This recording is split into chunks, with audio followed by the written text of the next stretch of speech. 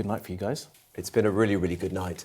Look, I think it's been an historic day, actually, where the old two political parties have been completely buried. People have totally rejected them because in their own way they failed. The Tory party said for years they'd deliver secure borders and a strong economy. Actually, it was open season at the border and stagnating wages at home. And the Labour Party came in promising change and has just delivered more of the same. People feel the country is in a mess and they want real change. And we are incredibly honoured that they are investing in Nigel Farage as a strong leader, the team around him, and reform up and down the country, their trust to deliver change, whether that's in town halls or ultimately when the time comes at the next general election. We'll come on to if you're ready for it in a moment. But Nigel Farage did overnight say that, as you've just echoed there, left and right is gone. What does that mean? So if the left and right dynamic is gone, then what are we seeing here? We're seeing people coming together who want to fix the country, who sense that the country is slipping away, that we've had 20 years of poor economic growth where people feel hard up at the moment, that they see the wages are stagnating, that crime is out of control, that high streets are being hollowed out, that they want to turn this country around and are coming together knowing that reform is the only way to achieve that. And that means you've got people who have voted Labour their whole lives in somewhere like Wigan coming and joining reform. And equally in rural towns and villages of Essex, you've got people who may well have voted Tory for their whole lives, making the same decision. It's people setting aside party loyalties and the way they may have voted in the past, how their mum and dad voted, you name it, and coming together because they sense that Nigel and reform is the only way that we can actually turn this country around and get it back up and running. You'll know that the charge of some reform policies is it can be divisive in some areas. There's talk of deporting people. I know that you have talked about having a net emigration policy. Is anything going to be done from reform and the party to reach across to some of those people who are slightly put off by that idea of deporting people that have been in this country for a long time? I'm not talking about the criminals, I'm not talking about people who have broken the law, but people that have been here for a long time who should be allowed to stay in this country. Well, we're only talking about people who've broken the law. Look, if you've broken into our country on a small boat or if you've overstayed a visa, you are an illegal migrant in our country. And it's only right that we enforce the laws of this country, and they haven't been properly enforced for years and years and years, and we ask those people to leave. And if they don't, then they will be deported. That's absolutely right. Because at the moment, hard-pressed Brits are seeing other people who shouldn't be in our country living in hotels, living in HMOs on their street, costing billions and billions of pounds. And just on your point about uniting the country, that is what reform will now do. Right. Because, so you are going to change slightly in the rhetoric? No. My point is this. You will see over the course of today that reform is the only truly national party, the only party that is able to win in Wales, in Scotland, in the towns and cities of the Midlands and the North, where I grew up and where I represent, rural areas in the east of England, boroughs of London like Havering, where Nigel Farage is this morning. We're the only national party, and that gives us the unique opportunity to bring the country together in a mission to turn it around and improve the lives of people everywhere. Well, we'll see if that is the case in the future, because you have had control of some councils, haven't you? 10 councils, promises made in those councils to cut council tax, for instance. Every one of those councils put council tax up. Well, look, people obviously like what they see reform councils are doing because millions more people have voted to have a piece of it. This morning, isn't it? Because despite the promise being made and promise not kept, you've managed to put people on. What do you put that down to? Well, firstly, that's not great. Let's look at what actually has happened over the course of the first year of reform running councils. On average, reform councils have lower council tax than their Conservative or Labour equivalents. And so in just 12 months of running these councils, reform councillors have found efficiency savings, cut out some of the waste that exists, and everyone can see it when they look at local councils, as they do with national government too, and been able to deliver lower council tax, because we care about working people. We know how hard-pressed they are at the moment, Robert Jenrick, and we want to bring down their bills. Absolutely and it's obvious that reform would not be doing so well as we are right now if many, many millions of people across the country didn't look at those councils, think they're doing a good job and want that in their own area too. It is the case, though, that those councils did put up council tax, correct? But less than their Labour or Conservative equivalents. They did put them up. They did put them up.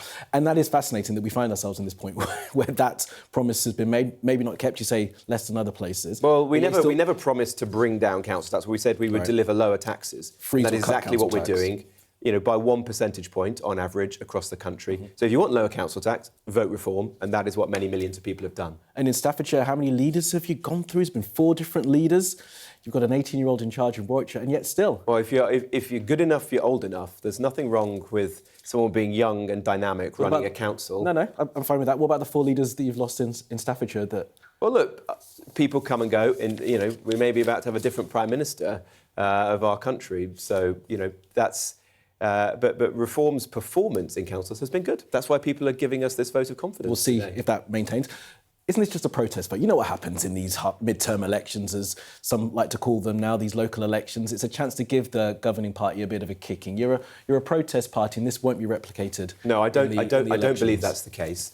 I think something very, very historic is happening, which we haven't actually seen in our country since the first half of the 20th century, when the old Liberal Party got washed away and the Labour Party came into force. What you're seeing at the general election, and then followed by these 2 sets of local elections last year and this year, is a new force emerging, a truly national party, which is going to go on to win the next general election. We'll see what the numbers turn out to be in a couple of days' time, but there's definitely going to be a sense of fracturing, right? Would you say that there's going to be more parties available, which could actually be challenging for Reform, couldn't it, going forward? Because what you might end up with is sort of a progressive block of parties that look to try and stop you guys. Well, it doesn't look as if that's had any effect. If that exists, that factor, it doesn't look as if it's having any effect at the moment, because Reform is having such good results in all parts of the country.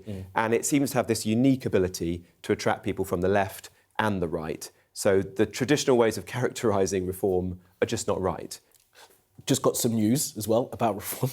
Break it to you so you can react to this. The Conservatives, as we can see there, have just held Bexley. It was predicted that Reform may well take that. So while a good picture across the country, not in all places, what do you put this down to, across the situation in Bexley? Well, look, I think the Tory party is basically dead, but it's going to survive in small pockets of great affluence, mainly in central and parts of outer London. That's what I said when I left the Tory party and came over to Reform. But that means it's kind of a regional pressure group. It's not a truly national party. It's a party that may have, MPs in Kensington and Westminster, but not in Wolverhampton and Newark. And that is no platform to win the next general election. It's very clear that if you want to get rid of Labour at the next general election, the only viable route is to rally behind Nigel Farage, a strong leader, and his team, and Reform. You've come over, Suella's come over, others have come over to the party. That talk of you taking over the Conservative Party, is that gone now? There's not in your... Well, for me... No, that ship has sailed, I can assure you. Reform to completely... You said that they're just going to be a regional party, the Conservatives. Yeah, the Conservative Party is finished. The Conservative Party is finished. And look, you can see how bad these results are for the Tory party. If you look back at all the times the Tory party has been in opposition in the last 50 years, go back to 1975, every time the Tory party has gained seats, hundreds, sometimes thousands of seats. Even William Hague was gaining hundreds of seats when he was in opposition, and Tony Blair was the Prime Minister. At the last set of local elections, the Tory party lost hundreds of seats. It looks like the Tory party will lose hundreds of seats this time. So the Tory party is slipping away. Yeah, it may exist in a couple of boroughs in London, very, very wealthy, affluent places, but it's not going to exist in the rest of the country. Left-right paradigm has gone in your opinion at the moment. How would you describe yourself then? Are you a populist? What's the definition? What's the term to use for Reform? I don't use that phrase, but neither am I ashamed of being in a party which is taking up the actual concerns. Because it's used as a term of, disparagement. But there's nothing wrong with taking up the concerns of people in this country. The reality is, for 25 years, we've been very badly governed by both Labour and Conservatives. And I was part of one of those governments, don't get me wrong. I've seen it up close, how it failed. It left people feeling poor, our country's economy weakened, open borders, crime, hollowed out high streets, public services that are poor, despite people paying ever more in taxes. People want real change, and that is what Reform offers. It's not about left or right. It's not about the old politics. It's about a unique opportunity, probably the first opportunity that I've known in my adult lifetime, to actually get a government that can come in and turn this thing around. Sorry to get so philosophical about you, but you avoided the populist term, because you'll know that populists across the world, generally, on average, they actually damage economies. They reduce GDP by 10%. Recent research has found that. So I am trying to work out. You call yourself a national party. But do you know what's happened to our economy in the last 25 years? It's gone nowhere. And as you rightly point out, you were part of that. It's gone nowhere, right? So the parties that you support...